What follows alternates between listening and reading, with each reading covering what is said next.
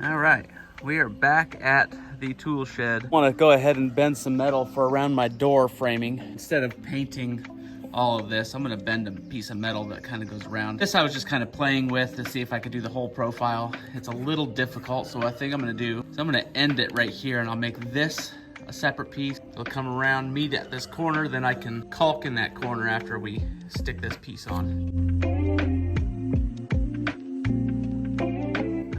So what I've got here is I've set up my stops so that the distance from that stop to the outside here is 5 inches, 5 3/4 inches. So I know exactly how much I can cut off. And that's as much as I need to go around my door trim. So I'm gonna go ahead and do that now.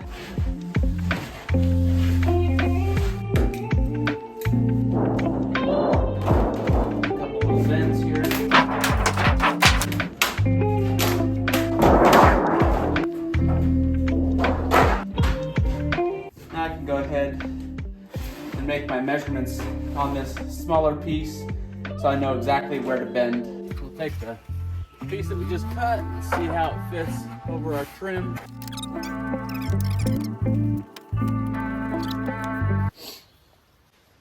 I'll trim up this corner just a little bit more. Got to trim the bottom of that so that it slides up just a bit. Make sure that we hit that tip right there at the top.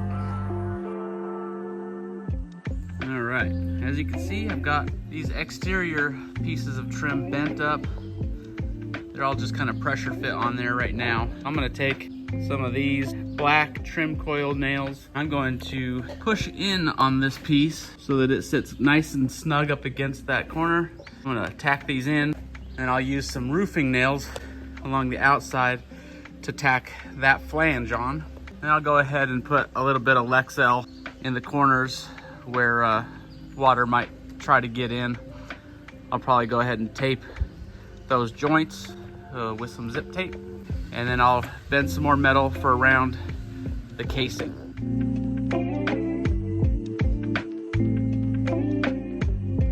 I went ahead and bent this one for around this trim piece here, and it looks okay. It's not my favorite, but for my stuff, once I get it all caulked, I don't know that I'd want to do it on a client's house. For my own stuff, for my shed, when all the siding's on, the J channel goes around, I think it'll look like $1 million.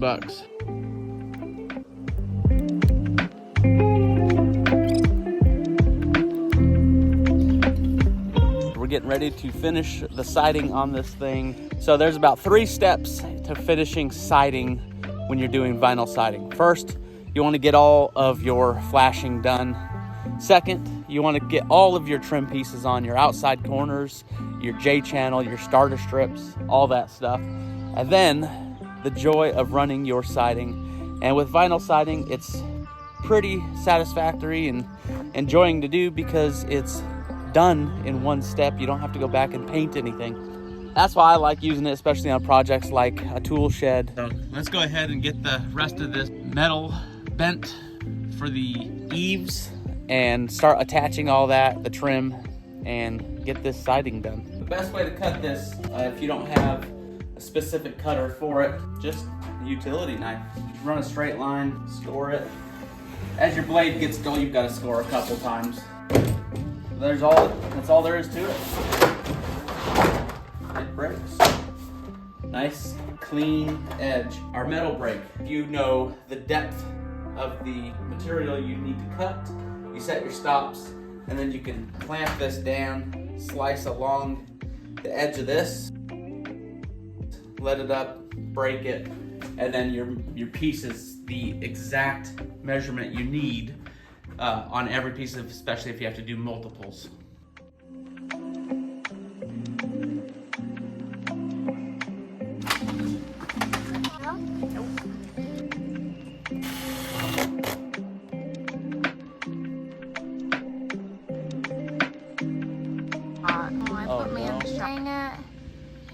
Dang it anyway.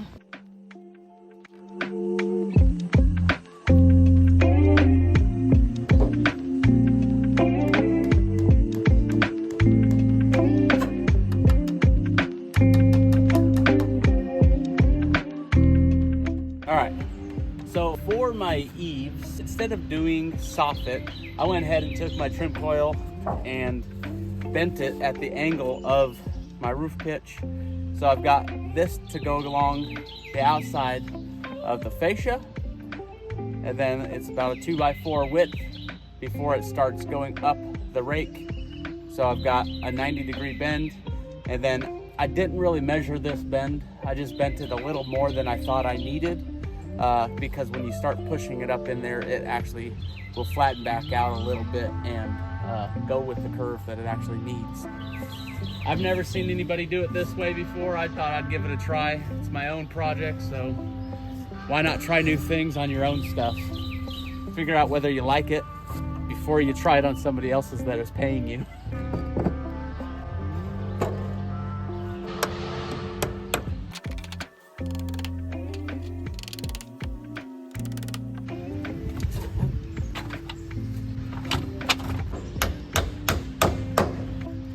All right, for this trim on the gable end, I just went ahead and bent, I think it was about 3 inches here, 1.5 inches back, and then a couple inches going down the sheathing. I went ahead and cut my lengths at my pitch of my roof so that when it meets up in the middle, it'll meet up and actually sit nicely on there.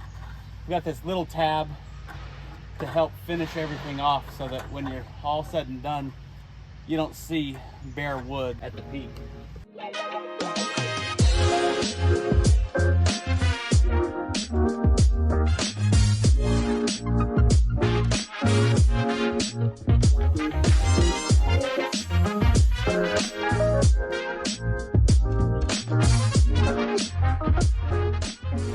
All right, as you can see, I've got my trim on this gable end. I'm choosing to do this end first just because I've got so much trim happening. We are doing vertical board and batten, so everything's getting pulled sideways. You have to run a bottom and a top J-channel. If we were doing horizontal or a lap system, the bottom J-channel would not be necessary, but because it's vertical, it needs something to sit in. All right, to get started, you want to take a measurement, and I like to just bump my J-channel and add length to it. So because we're on a gable end, I need the short end, and I'll use my square to go up the 3/12 pitch. We're about 94¼ inches. Now your J-channel is about 1 inch, and you don't want your stuff to be too tight. You want about a 1/4 inch gap from top and the bottom, or both sides of your siding.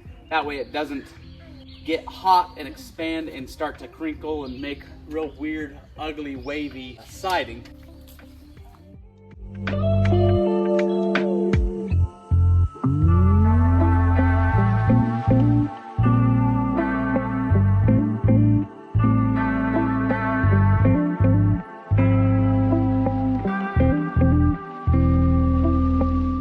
All right, I've got my J-channel at the top, the bottom. I've got my corners on. Now I'm ready to start cutting my entire run of siding. But to do that, instead of cutting at random however many I think I need, I'm gonna do the math. So I took the measurement from this corner where it would tuck in all the way to the other corner, and we're at 285 inches and a half. Now, my reveal on my vertical siding is 7 inches, so divide that by 7 equals, I'll have 41 cuts at 95 inches long. And that's how many pieces I'll have to put on this one side.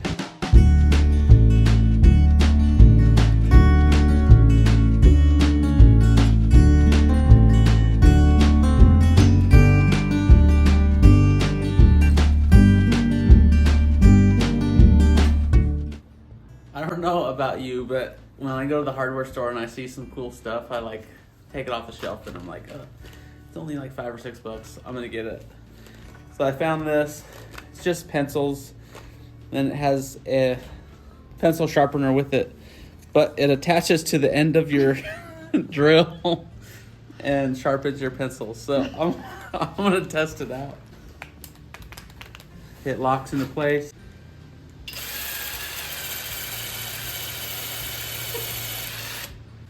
That's pretty cool. Ready?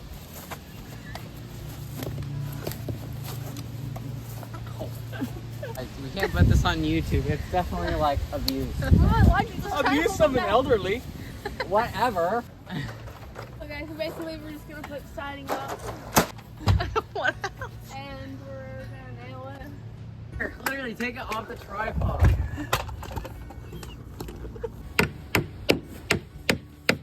Look, Mare. With my eyes closed.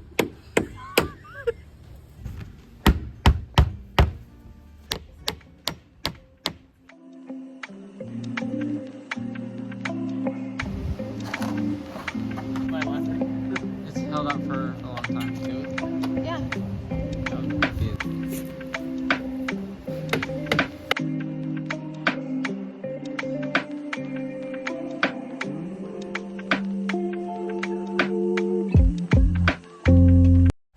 Hey guys, what's up?